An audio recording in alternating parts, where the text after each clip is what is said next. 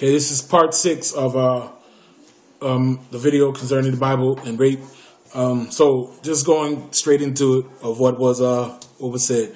So leading off from what the end one was concerning women as property and things like that. It was both men and women slaves that were the property of those that owned them. Another thing that you said, you claimed that God was catering to the culture of the time and that he didn't stand up for women's rights.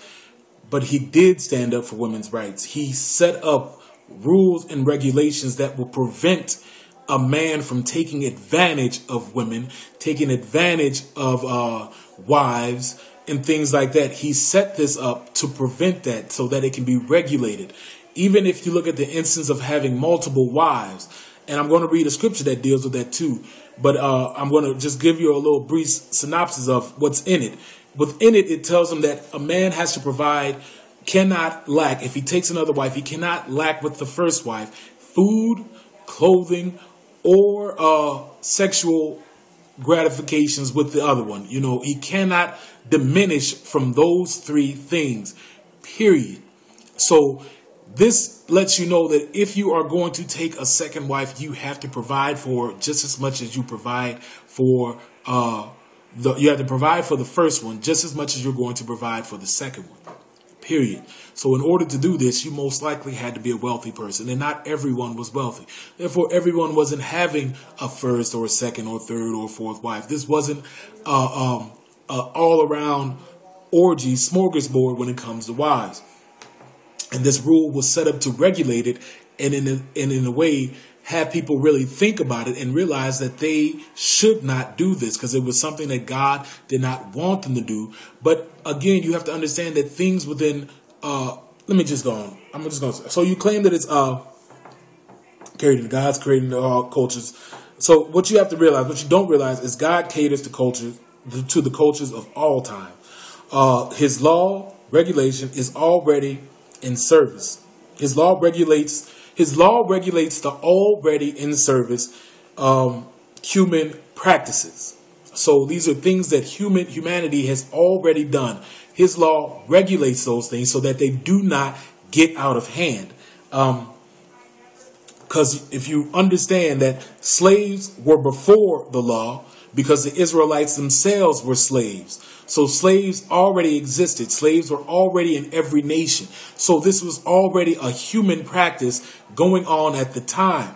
God knows when it will end. He knew that it would end, and he knew how bad it would be. So he set up a regulation so that those who were in Israel can be an example and let people see that you are to treat everyone equal. This is the golden rule that never goes out. This rule applies to everyone, and you all know this, and you all quote this as saying you don't need the Bible to know to treat others as you should be treated. This applies to slaves as well. Treat them how you should be treated. And you don't realize that the slaves in Israel were free to go and do things and buy land and witness in court. They were free to do things. They were not held like they were in America. But let's go on. Slaves were before the law and after the law. The rules of warfare were already in place. So God recognizes that we are a fallen creation. We will do what we will do.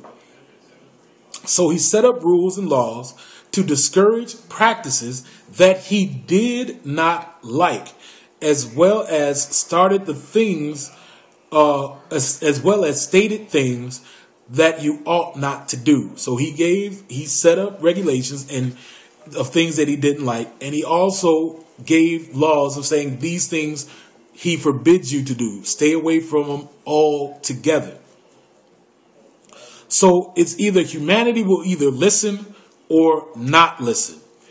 Because he set it up. He created us. He put us here on this planet.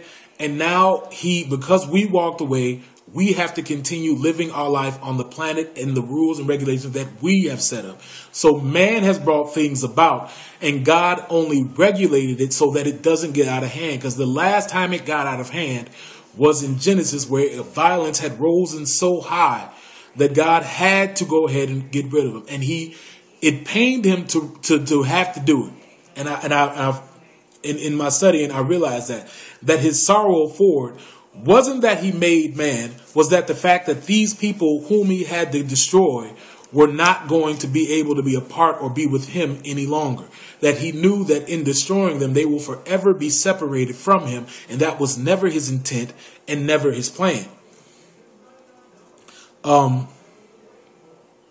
So humanity will, like I said, humanity will either listen or not.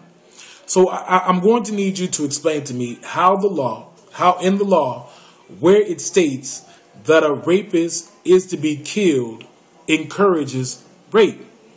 I would like to know, where does it show that God is encouraging the rapist to continue, that he is allowing the rapist to continue doing his raping? Because again, you make this accusation and you try to use what I say and reword it to take it out of context and say that's what I'm trying to say, that God is encouraging rape. Scripture clearly shows that he does not encourage rape. We are human. Humans do these things. And God has set up a rule that if a man rapes a woman, they are to be put to death. You cannot get around that, and you cannot look over that to say that it still condones rape. Because again, you are being dishonest. You must acknowledge that a rapist is to be killed. Period.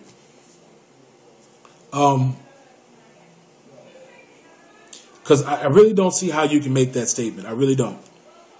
So now we're going to deal with the Moabite women. So you claim that the Bible is full of contradictions concerning them, concerning the Moabite women. So when I gave the statement, my statement was that the Israelites were seduced by the women and 24,000 of them were killed by a plague. Therefore, for you to insist they raped the virgins would be illogical. It would not fit the whole fact of the story of what had happened, the events that led to this. It would not fit to say that they raped these women when it is already shown that having sex with these women was the thing that got them in trouble in the first place.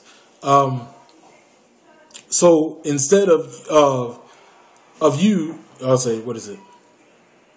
So it's illogical, the fact that of what they witnessed. So what they witnessed, there is no way logically that you can say that they raped these women, because if you ask me the question, do I think the story was real in regards to what had happened?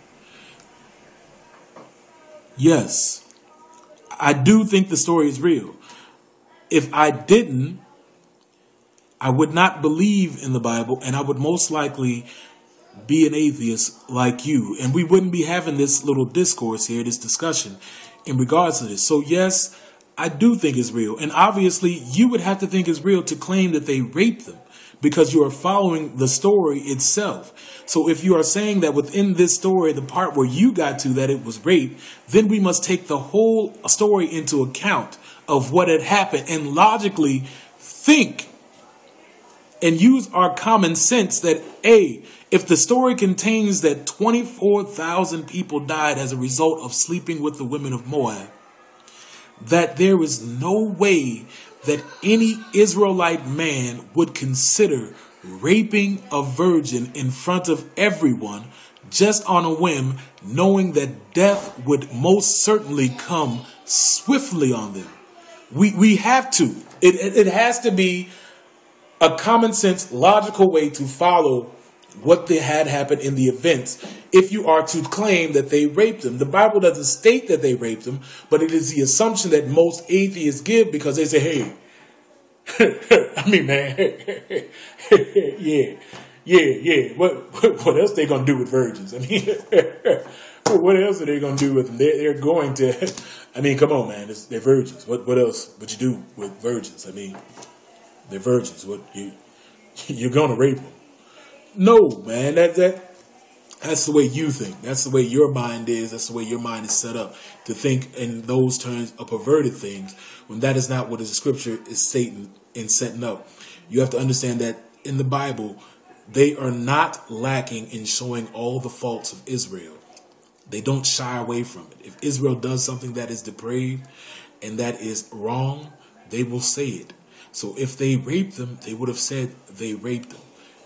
They don't go into little hidden terms or things like that. They will say that they raped them. But I'm going to cut this off here, and I'm going to come back with the next part, 7, and I'm going to deal with the women of Moab a little bit more. Praise him.